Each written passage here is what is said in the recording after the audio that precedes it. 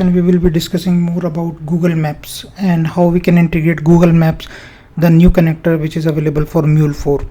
So without any further ado, let's jump onto the Google Maps platform. So just log in with your Google credentials, or if you are already using the Google Cloud GCP, then it will be lesser number of steps for you to set up the Maps platform. So as you can see, I have just searched out for Google Maps platform, and there is one link for developers.google.com/maps, and if you open this one, it will come up with this particular page, and it talks about a lot many things, documentation and all the other stuff. So first thing first, you need to set up your Google Maps platform. So how to do that? So the way is quite similar what you do for rest of the cloud providers. Like for GCP, it's quite similar, but the only difference will be the type of project or the billing account, which I am going to show you very soon. So you can refer this one of the introductory video from Google Maps team itself, and it talks about how we can set up the Maps project and how we can create a free tier account as well. It will be a $200 free account with Google. It will ask you for some of the credit card details as well, so be ready with all those things before signing up, right? Once it is being done, the second video for you to watch will be how to enable Google Maps platform APIs and SDKs, that we will be covering as well in our this particular session. So there is one more way. If you are not that much into the video watching, so you can directly go for this documentation, and there is first hyperlink, get started with Google Maps platform, and it will start with all these things like how you can create and attach the billing account to a GCP project and all the things. Okay, so let me show you how it look like.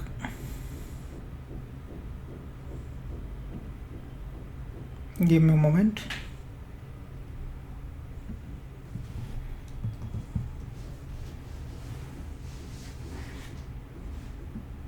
It should be, let me open here itself.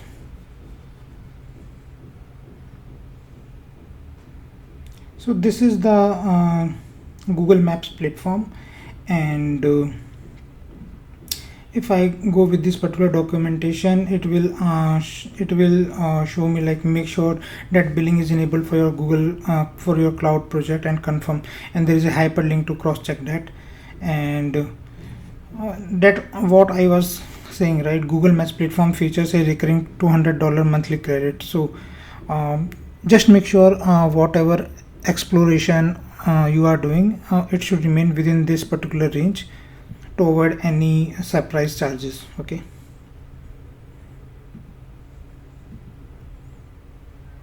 so I am going to select one of this project, and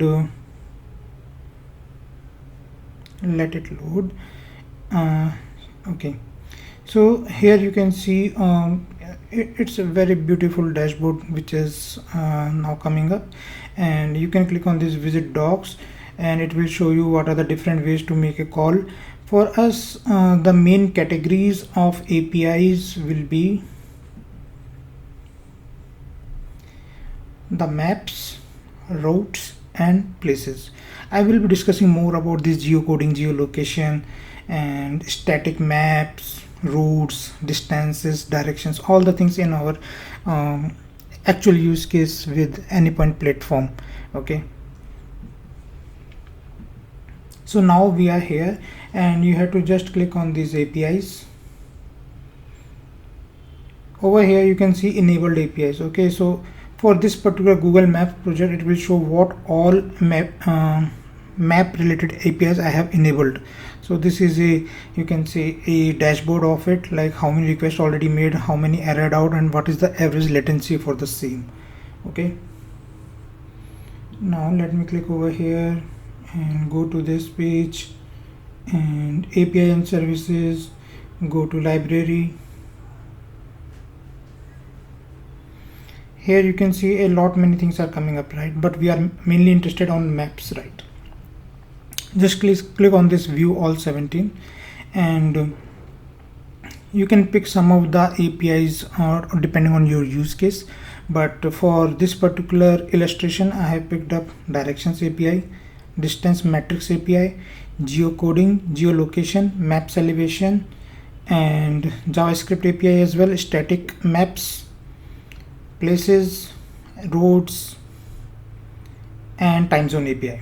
Okay, so just to show you, let me pick up any other than the one which are already selected. So just click on a particular tile and it shows API enabled. So this is particularly already enabled. If it is being not, it will not come up in this tick mark basically. So that's the thing. Let me show you for directions API as well. So here as well you can see the API is enabled. Now if you go again over API and services and go to the dashboard, so this is the similar dashboard which we have discussed some time back, right? And this will show the traffic and all the things related details. Here you can see very marginal things, right? But it is showing a lot many details about the API calls which are being already made as part of this video creation. Okay, and the next thing is like enable API and services. Let me show you that as well. So there are multiple ways. Either you can directly go to the API library page and then select a particular tile and enable it, or if you are already in this Google Maps project, it will show you this enable API and services. So different ways. Now click on this, make sure the project is being selected, and you are clicking on this credentials, and after that you can click on this create credential and API key. However, you can note over here like it gives the option of OAuth client ID and service account as well.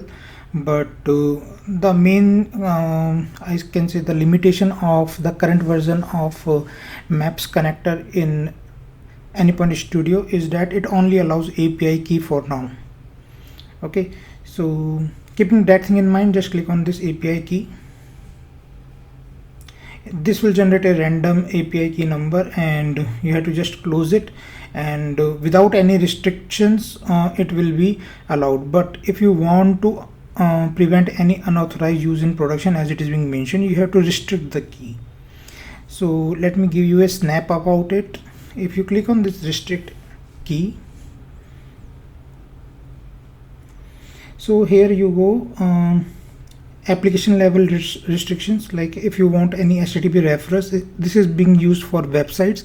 The websites like Ola, Uber, or you can say Swiggy, which are being dependent on map locations, they can use this HTTP reference, so that only the hits or the triggers from their site is only allowed. IP addresses, Android apps or iOS apps. So these are the application level restriction you can do. Apart from that, if you have to enable this as well, okay, and you can select out of these which one you want to restrict. Okay, and after that you have to just save it, and that's it. But as a part of this particular illustration, I will be using unrestricted, that is without any restriction. I will be using the API key which I have already configured. There may be a query around it, like how I have created this Google Maps project. So it's quite simple. Just click on this new project and just put the since I am using the free tier, so that's why it is showing this 17 projects remaining in my quota. So you can put any name over here. Okay,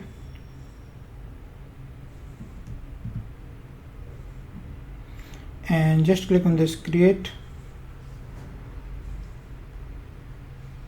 You can see what all things are being enabled for it. Okay, and over here you can change this particular, you can flip the existing project to the another one, and after that again you can add the API from the library part, or you can enable you can enable the different APIs on this new project. Okay,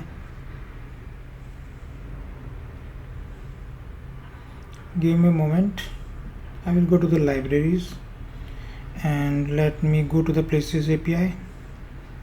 So as you can see, the on the top it is showing James map, which I have recently created the project. You have to just click on this enable and it will be enabled on this particular project. Okay, so this was all about what we have to do for this GCP platform, or you can say the map platform.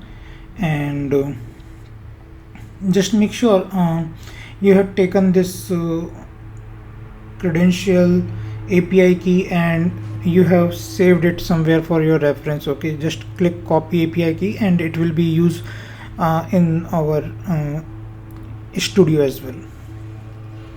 So this was all about what we need to do or enable at the cloud level of Google. Now we will jump on to our Anypoint Studio and we'll start playing around over there. So here, as you can see, there is one project which I have already created with some couple of requests. The way is quite same for every operation. So what you need to do, as we are following in our previous videos as well, you have to just click on this search in Exchange.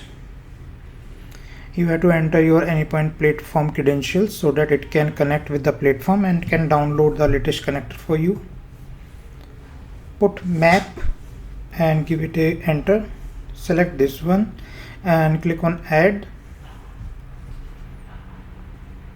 Click on finish. So depending upon your bandwidth and your connection credentials, it will take some time to pop up this Google map over here. So once it is being done, we will try to execute some of the request of Google Maps API as being listed over here. So what I'm going to do, let's say we start with directions request. You have to just simply drag and drop this guy to your canvas. Okay, like this. But since I have already done it, so I will try to avoid all those things. I will save it again. So once you have drag and drop this to the canvas, it will ask you to enter the Google Maps connector configuration. Okay, so you have to just click on this plus sign and let me show you. So it will come up like this, and here in the API key you have to mention the same API which you have copied from the Google Cloud Console. Okay, so once it is being done, you can check whether it is working fine or not. So it is working fine. So for the obvious reasons, I am not displaying the entire API key. So what it is going to do, basically this directions request, let me check the instance if it is running or not.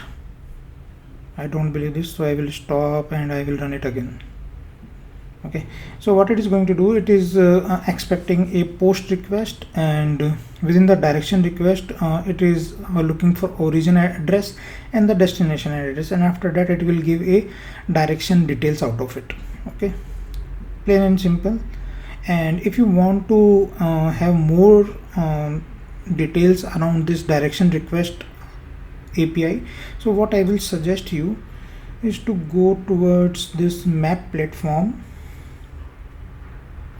and go to this API link, and it is giving you the different options, right? So the best thing will be this quick start. Just click on this. It will talk about some of the things and how you should do. Okay, but the real stuff will come up over here. So this is like APIs, directions, and origin Disneyland, and destination Universal Studios. So, and you have to paste your API key. So the API key which you have just copied or you have configured in the map connector, you just place it over here and it will give you the response out of it. Okay, so that's the basic idea. So similar approach can be used for the rest of the these operations as well. So in meanwhile, I can see my project is deployed. Let me go to the Postman, and this is the direction request, and this is the body. So I will be passing origin address as Toronto and destination address as Montreal. Let me click on the send button. Yes, so it has given me some details out of it. Okay, so what I'm going to do, let me just deep dive into this particular response. So what I'm going to do, I'm going to just copy paste this response over here, and on the other hand I will open up the Google Map. Yeah, of course the original application, and what I'm going to do, I'm going to put origin as Toronto, or let me put Montreal, and I will go for directions. Starting point as Toronto.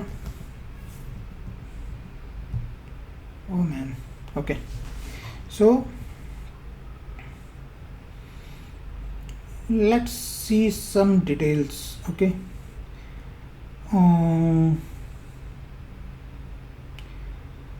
it is going to Robert Verusa, right? So let me search in my response whether it is coming up here or not. Robert.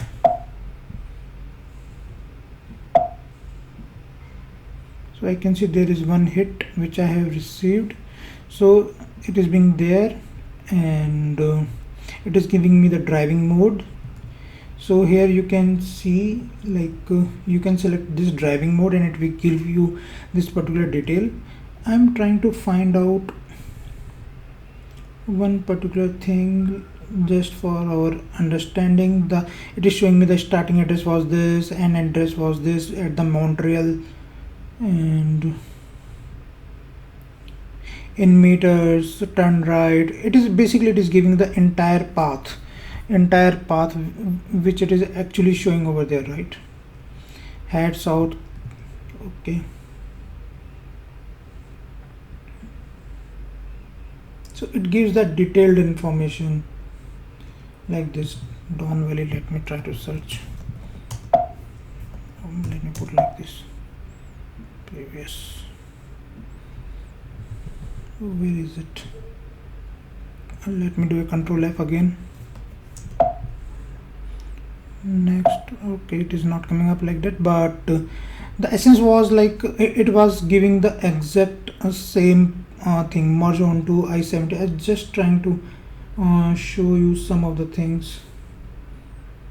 If it shows like that, turn right onto BD. Okay, let me turn right. Okay, here you can see, right? So in a sense it is trying to follow the similar thing. Okay, and travel mode you can set like driving or something like that. So this was all about the direction request. Now we will see for the distance matrix. So within the distance matrix, same stuff, you have to just drag and drop this particular guy onto the canvas, and you have to set the origins. Like for the it will create the distance matrix in a array format, so multiple origins, multiple destinations, some sort of like that. Okay, so Vancouver and Seattle are the origin points, and targets are, or destination are, San Francisco and Victoria. So let me go to distance matrix and let me try to hit the send button, and it shows like that what are the origin addresses, destination addresses, and after that it will show on the rest of the things, like how much time it will take, how many kilometers are there, how much, and rest of the matrices. Okay, so this was I have used this transform message just to convert into the appropriate format. You can filter out depending upon the nodes you are interested. Okay, so next let's go to the elevation request.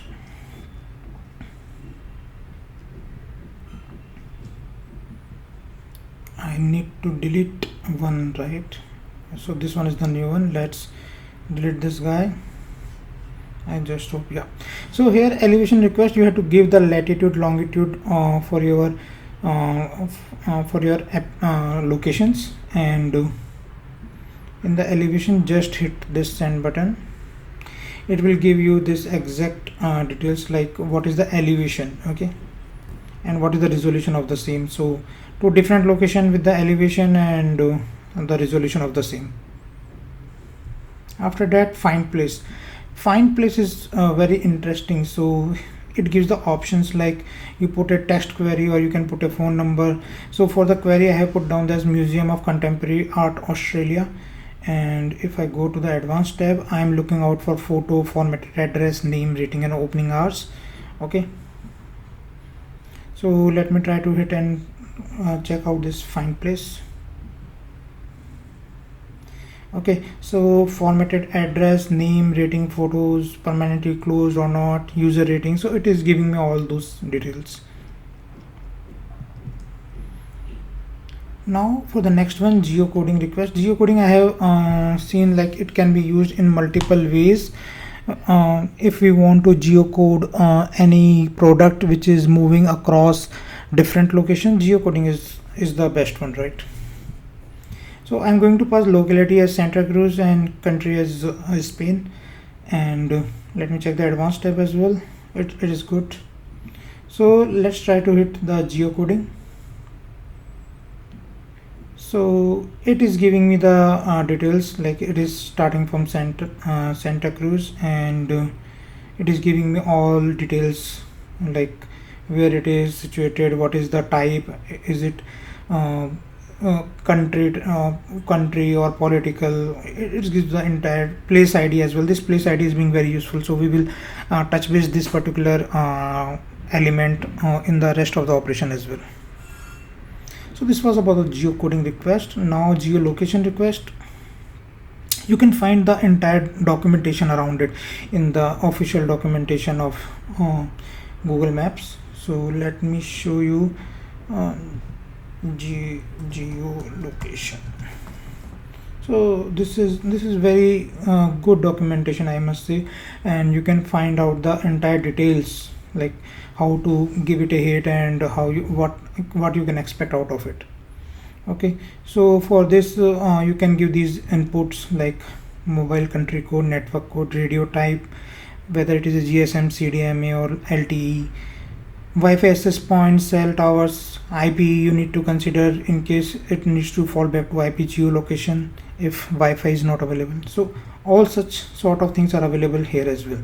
So what I have done, I have taken up 310 and 410 for mobile country and network codes. GSM, Vodafone are the carrier radio types, and the cell tower I am expecting. Wi-Fi access point I have removed for the time being, but depending on your use case, you can enter these details as well. And to bring it this particular cell, you have to just click on this plus sign. This will open up. You have to fill in all the mandatory fields, essentially the starting 4, and after that you are good. So let's see geolocation request, how does it respond. So basically it gives the latitude and longitude with the accuracy number, because I have used this transform message as well. Again, depending on your use case, you can remove any of the things which are not required at your level.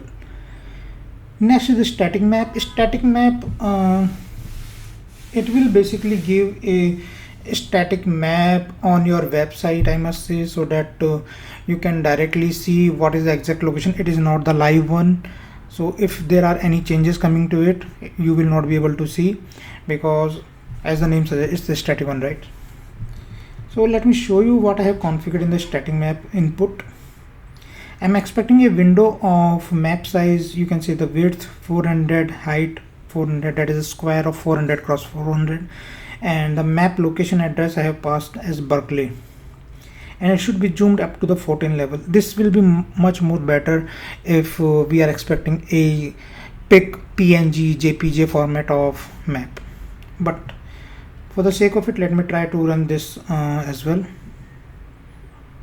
So this particular text you can create a map, or you can display on your website. So this is more for the UI part of it. Okay, now for the nearby search, I need to know anything what is located near within a radius of 1.5 kilometers at these latitude longitudes. Okay,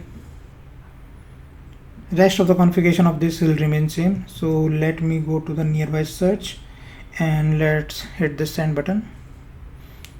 You know, this particular latitude and longitude are for New Delhi, right?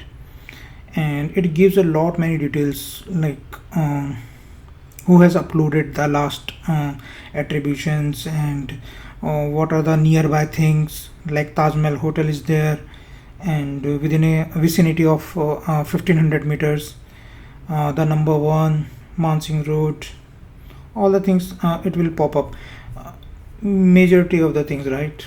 Connaught Place is there, and Sher Shah Suri, UCO Bank. So these are the iconic establishments or offices within the New Delhi.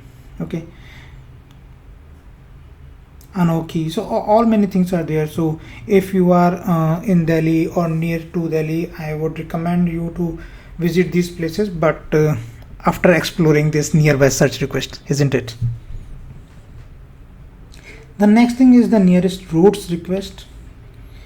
I have used these latitude and longitude, so let's see how it responds back. I have clicked on the send button and it returned me with these two place IDs along with the latitude and the longitudes of the nearest routes. So basically these are the same as I think which I have passed for this particular Delhi location as well. Okay, so it is giving me the nearest road details. Next is the place autocomplete request. So I am looking out for a text Vict, quite similar, Victory, Victor, anything like that, and within a longitude latitude of these, within a radius of half an kilometer. Okay, and type is establishment, and component wise you can add country, or there are different options, like, right, locality, postal, and route. I have used country and put it down as US. Essence here is anything related to Vict text which I have configured over here, it should give me the detail. Okay, so place autocomplete and let's hit send. So it has given me Victoria Pastry and Victor's Pizzeria. Remember, Vict I have put down in the text, and Victoria Manalo Dress Park, Sherman Street,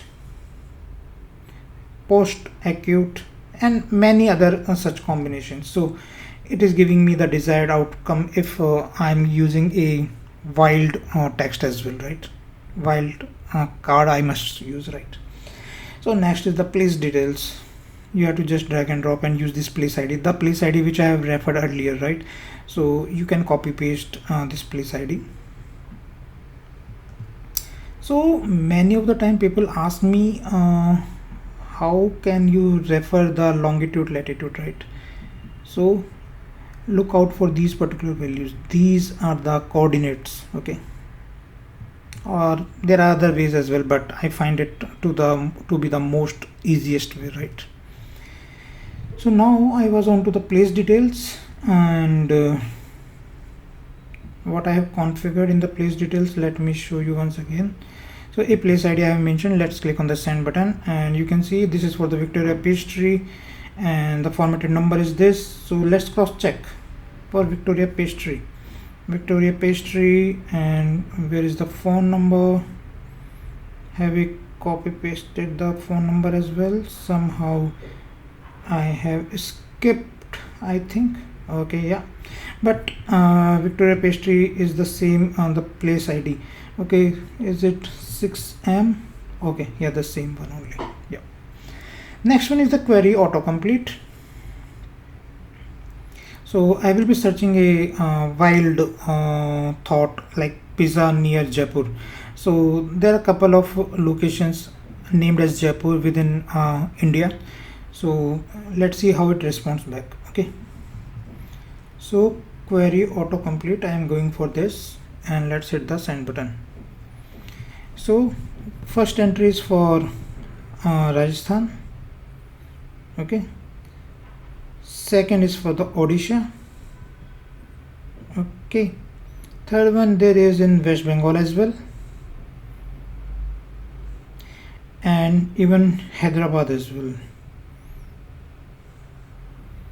So Telangana is also being listed, so it's good to know. But basically what it is returning me, some of the offset values along with the matched values and the exact location, or you can say the matched the one second, let me show you one thing. It gives me the exact path as well where this pizza will be available to me. Okay, so basically even with the Jaipuri colonies there, it has picked up. I have searched for Jaipur, so it auto completes the rest of the query even if you have skipped it. Let's see how it responds back with this particular retrieve address by the place ID. If you click on this, and I have just given a place ID over here, and it is giving me all the details about the Connaught Place because the name related to that place ID was Connaught Place, New Delhi. What is the type of it, where it is being situated, India, Delhi, state, country, the postal codes, longitude, latitudes, and all the things, and again the place ID. So there is a difference between this and find place, right? It gives you a specific about it, and what I've seen, this is more place ID, this is more specific, this is more pinpointed. This is giving me more details in terms of types, even the post pin codes and all the other details. This is much more detailed. Next one is for the time zone request. Let's see how it responds, but before that you have to put the latitude and longitude, and let's try to hit this time zone. I have configured for the Asia and Calcutta, and it is coming like that only. Okay, you can Google it about this particular latitude and longitude to cross check, of course. Last one is for the text search request. I have tried to search for this particular location, NIFT 27th Main Road, and latitude longitudes are being there within a radius of 500. Region is India with English as the preferred response language. I know for most of the people they have already started guessing the location, right? So let's see. Let's click this send button, and this is for the HSR layout for sector 1, and it drills down the NIFT college and all the PNGs for it, the logo, photo references, and all the things, whether it is being operational or not, formatted addresses, all the things it will come up. So this was a short video about Google Maps and how we can configure Google Map connector within Mule4. There could be numerous use cases which can be framed around this connector. This is very useful and easy to configure connector of Google Map, but I still see there is a lot of room of improvement which is being required in this. One such example is like this configuration. This configuration gives only the option of API keys. I don't know why it is not being allowed to use OAuth and other combinations, but for the time being API key, and the only way to restrict it is the Google console. You have to configure it there for the restricted uses. So with this we come to the end of this particular session, in which we have covered a lot about Google Maps API. I hope you like this particular video, and thanks for watching.